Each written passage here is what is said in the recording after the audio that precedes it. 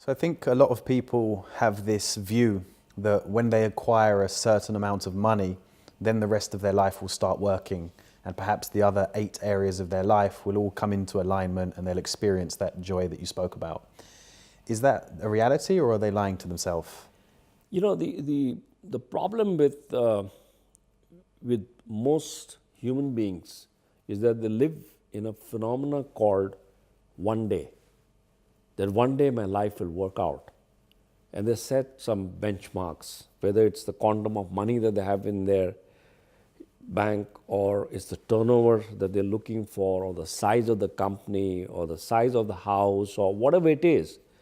So there's a story that they build around that when I have that, then I'm successful, I've arrived.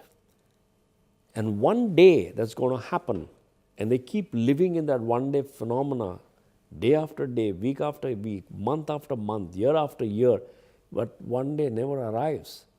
Till one fine day, it's too late and it's time to go, leave the world, still waiting for that one day. So the question really here is, how do you stop, how do you get off this one day train? And if you can get off this one day train, what are the dynamics of life? How would it just unfold?